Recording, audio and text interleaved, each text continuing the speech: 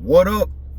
It's the Grandpa MC coming at you with another video. Like, subscribe, share, comment.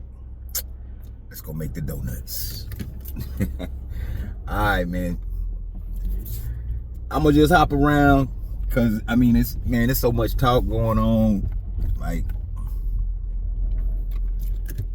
this concerted. This is a deliberate effort to try to tear down two of the most exciting players in NBA history, and especially in recent NBA history, namely Kobe Bryant, Michael Jordan. You got guys, and before I go into that, let's just get let's just get this one thing up front so you can kind of understand where I'm coming from.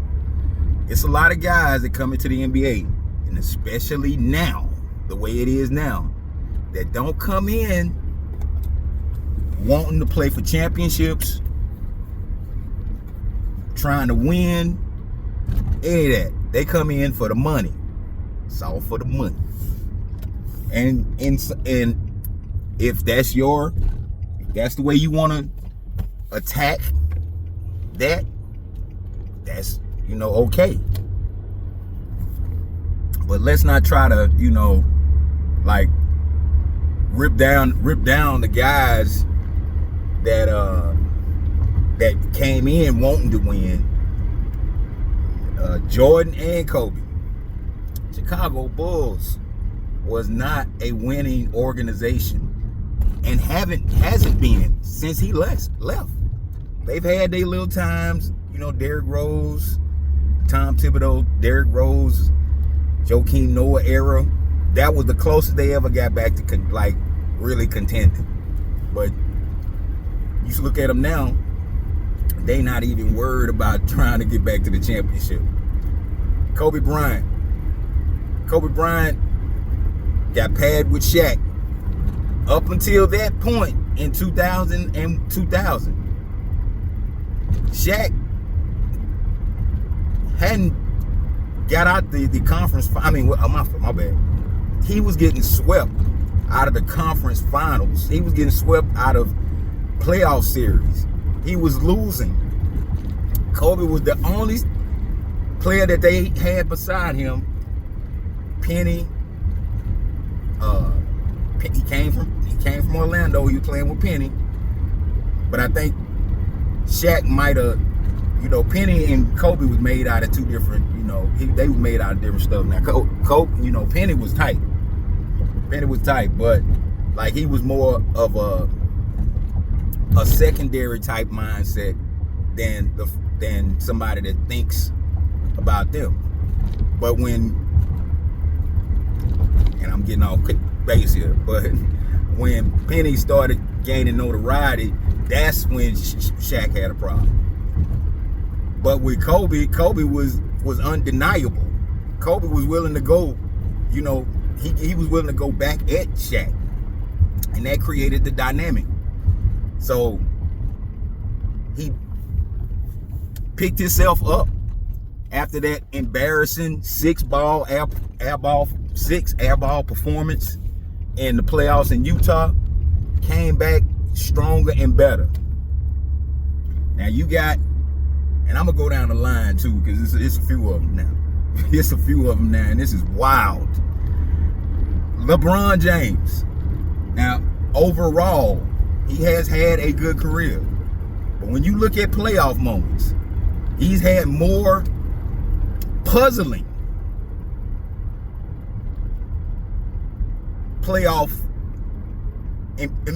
he's had more puzzling, embarrassing playoff situations than any of the greats combined.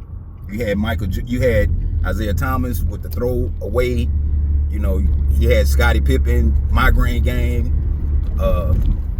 Patrick Ewing, Mr. Layup. Like, it's been playoff performers that's had embarrassing situations. But for LeBron James, supposedly the self-proclaimed self-proclaimed greatest player of all time.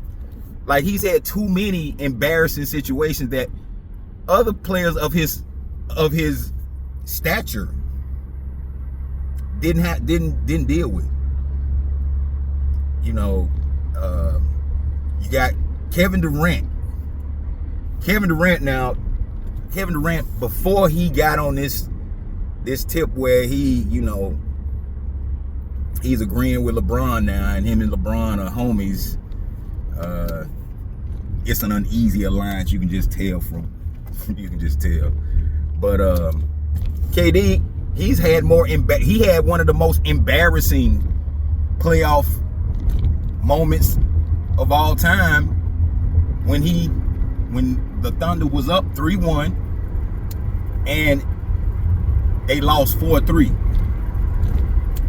If you are anything like you say you are, and like LeBron says you are, then you close one of them games out. But then, to double down on the craziness, he let Steph Curry, Draymond Green, Klay Thompson, Bob Myers, he let them all talk him into coming to Golden State. Hey, man, you can win. Please come to us, KD. That's exactly how it was. That's exactly how it was. But then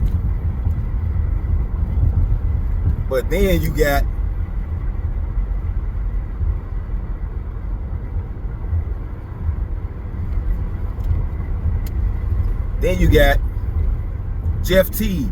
Now, Jeff Teague, he don't know no better, man. Jeff Teague, he was drafted by, I think, Atlanta. And Jeff Teague, he didn't have too many, you know, like, playoff moments. He had the best playoff situation that he was in was when he was in Atlanta, and they had won 60 plus games, but then they flamed out in the playoffs when they played Cleveland. Now, if you had any heart, if anybody on that team had any heart, I think they would have gave Cleveland a better run. But for whatever reason, and Toronto was going through the same thing, because it seemed like they were just mesmerized by LeBron. And at that time, LeBron was playing some of the best basketball of his playoff career. Just to be honest, in 2018, and I'm gonna give him his props on that, he was playing some of the best basketball he ever played. But Jeff Teague, he was talking about how Kobe wasn't really like that defending. Like, Jeff Teague, you look at him on the podcast, man, you can tell Jeff Teague wasn't. He was nice, you know, for what he was, but he really wasn't taking the NBA serious like that. You can listen to the stories that he tells, and you can tell that he's just a fun-loving guy. And it's guys like that. It's okay. Then you got serious guys, and that's where, you know, the separation comes from between winners and losers. You got Kenyon Martin. Now, Kenyon Martin, man, look, I liked Kenyon Martin when he was in Cincinnati. He was exciting. I hated that he broke his leg right before the draft. But if he wouldn't have been playing with Jason Kidd, I don't think that it would have been a whole bunch of conversation about Kenyon Martin, man. Like, after he left New Jersey, he was kind of like a journeyman. He was hopping around. Now, he had some longer stops than others, but for the most part, he was a journeyman. And in NBA hierarchy, it's nothing really wrong with that if you know, like, if you can't stay on one team. But I mean, he was the number one pick. He was the number one pick. You got Rashard McCants. Rashard McCants is almost like the voice of reason on on that podcast, man. Like on Real Talk, he's like almost the voice of reason. Show McKinstry, like everybody knows this story. If you don't, peep it out. He did win the NCAA championship though. You got now Nick Young. I be feeling sorry for Nick Young on that team because he's the only one on that podcast that tasted championship glory, and he gets dumped on the most. Some of that's him. A lot of that is jealousy. Now we gonna get to Gilbert Arenas, man.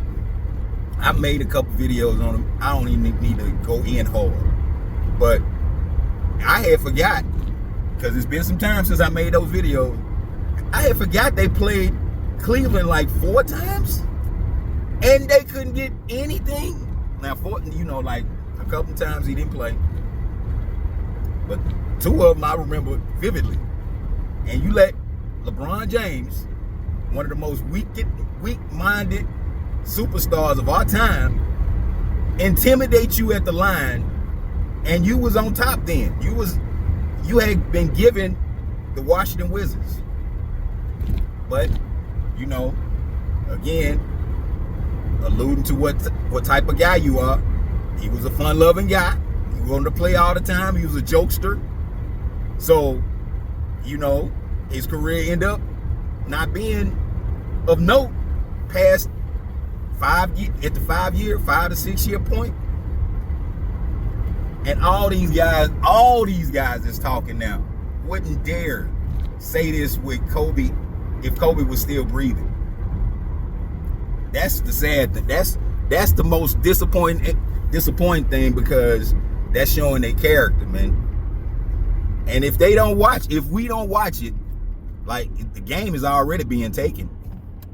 I saw something where they talking about the Lakers might be wanting to sign the Joker, the Kingpin, and Kingpin being the Kingpin, he ain't signed his extension. He said he gonna wait. So we're gonna see how that play out. Now, if them two play together, it might be over. I'm not trying to say they gonna be unbeatable, but like both of those dudes are formidable, and then you got the camaraderie between them that might help push them over. So, and that's what it's all about, and that's what a lot of these guys don't understand. It's about winning with your guys, man. It's about winning with dudes that, okay, they may not be, as good as you, but you can help them elevate their game, and in turn, you'll be elevated after it's all said and done when they talk about you as a winner. It used to be guys just won 1 championship. Rick Barry won 1 championship, but he's regarded as a great player, somebody that can stand on business when he talk, and he only won 1. But these guys just so fixated on winning, winning and legacies, and the whole, thinking about my legacy thing is crazy to me because you think about legacy after it's said and done, and then your work will speak for itself. That's basic rule of life. Your work that you put out in life will speak for itself. So speaking of that, I'm at the destination, and I'm gonna hit y'all back. Grandpa out.